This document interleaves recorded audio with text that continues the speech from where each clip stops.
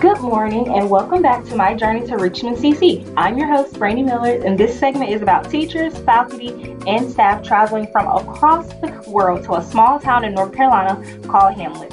Our guest on the show will explain to us how and why they chose to call Richmond Community College their home.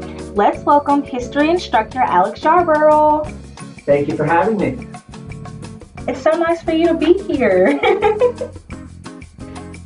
So, Mr. Yarborough, tell us about yourself.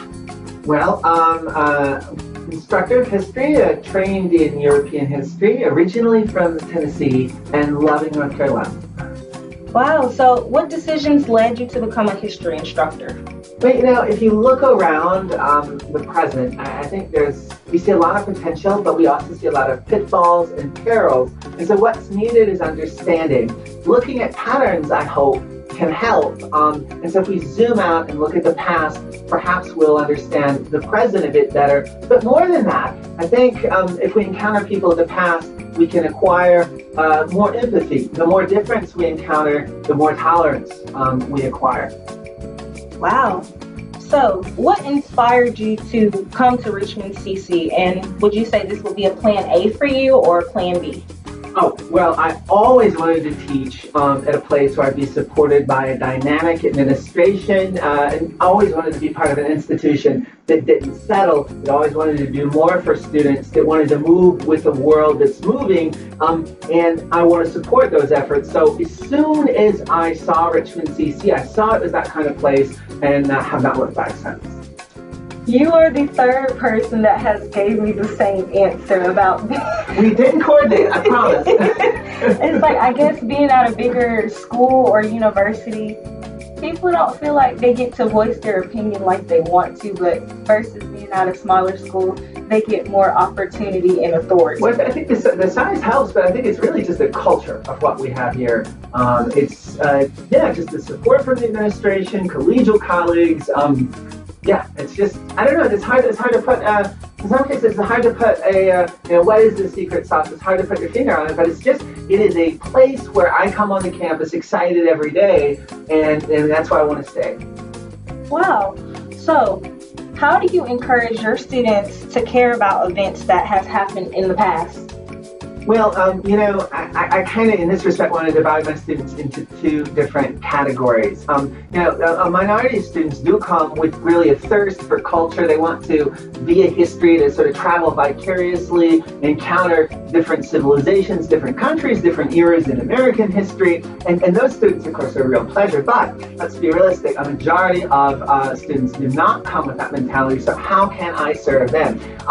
If you think about it, human drama, biography is something that allows you to generate interest. I think really, as human beings, nothing human is alien to us. And so I try to use stories in order to pull them into the bigger story of history. For the more focused students, though, I like to look at history like a puzzle. How can we uncover causes, consequences?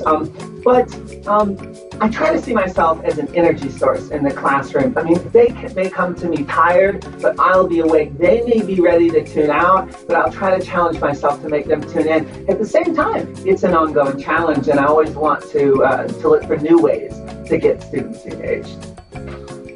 So what would you say is your number one way of keeping your students engaged? Like, I guess number one way. Not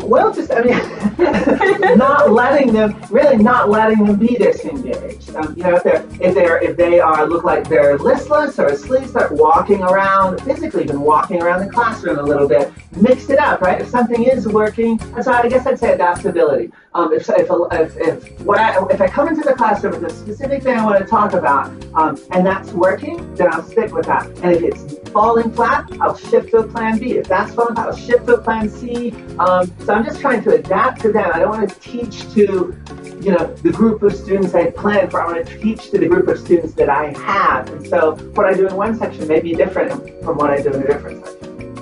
Wow. So, if you had to pick just one thing that you like the most about Richmond Community College, what would it be and why? I mean, that's easy. It's the people.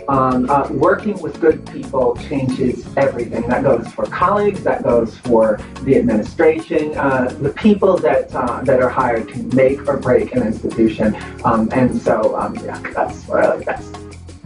Again, all three of y'all have said the same thing. Like, it's the people. And I love that answer. And me interning here for these past few months, I've seen that. Like, I really enjoy working with everybody. It's so nice here and so friendly. And I like that kind of environment. So important. You don't want to come to work where it's the opposite. You dread going to work if it's the opposite. And you love going to work if it's the case. That's right. So what do you think, as a teacher, what do you think your greatest strengths are? Well, I think my greatest strength is that I like to keep myself on my toes. I like to remind myself how much there is that I do not know. And that will push me to keep reading, to keep working, and to keep learning, and to keep thinking. And I hope that translates into a better classroom experience for students. If I may, I wanted to also talk about a challenge, something that I'm working on, and that is inculcating professionalism in students who are not yet motivated. There's students who come who are motivated and that's great, right? But that's easy. And in fact, what's hard is when you have students who are not fired up, when you have students who are not motivated to treat the class like a job. And of course, we can tell them that, but it's an ongoing struggle to help these students build a greater work ethic. That's going to have repercussions for their whole lives, their whole futures, but also for the community that we serve. So that's something I'm working on. I want to have, and I want them to have, a sense of insatisfaction so that they'll strive for perfection. If you think that you've made it, then that's when you start coasting. Wow. If you had the chance to meet a historical figure from the past, present, or future, who would it be and why? I spent a lot of time reading the letters of a French prosecutor in the 18th century for my dissertation, and I sort of feel like I know the guy. I would love to sit down and ask him some questions whose answers I was never able to find in his letters. So sort of a personal answer, but that would be it. Describe yourself in 3 words and explain why you chose those words. Well, I'd say passionate about learning, and that's something I want to transmit to students. Ultimately, although I'd like for them to remember everything that we discussed in a history class, what matters most is that they will acquire the habit of reading, of asking questions, of thinking, and if I can transmit this to students, then the course will have made an impact that will linger on a lot longer than the semester lasts. Oh. If there is one thing you could tell your students, I know this isn't one of the questions, but if there is one message that you could leave for your students, what would you say to them? I mean, really, if you work hard, really work hard. Treat this like a job. Be a professional. What you want to get out of life is it's not directly, it's not direct, but what you put in has a great impact on what you get out. And so that's be a professional, I guess I would say. That would be the message. I love that. I really do. Well, thank you. Thank you. It's been a real pleasure to talk with you, and thanks for putting up with my wooden interview. It's the first time I've ever been interviewed, so it shows, but it was a pleasure for me. Thanks so much. No, I mean, this was really fun. Again, I'm happy that I have the opportunity to do something like this, so I'm just grateful for the experience. But I wanted to know, so where else have you traveled to? I've heard that you've been traveling. Yeah, well, most of the travel that I've done has been to France. I was in a lot of work in Paris for my PhD and for my master's degrees before that.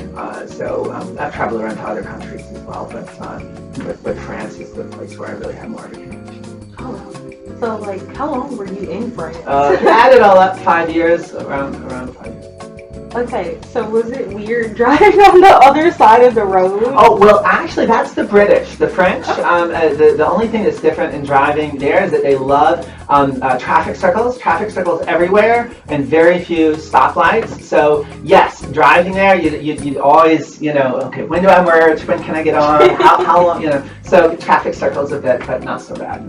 Oh, wow. I know that must have been very nice being in that city. All right, well, this was fun. We definitely have to do this again. I look forward to it. Again, thank you so much, Mr. Yarborough, for coming on our show, and we'll catch you next time. It was my pleasure, Brandy. Thanks so much. Thank you.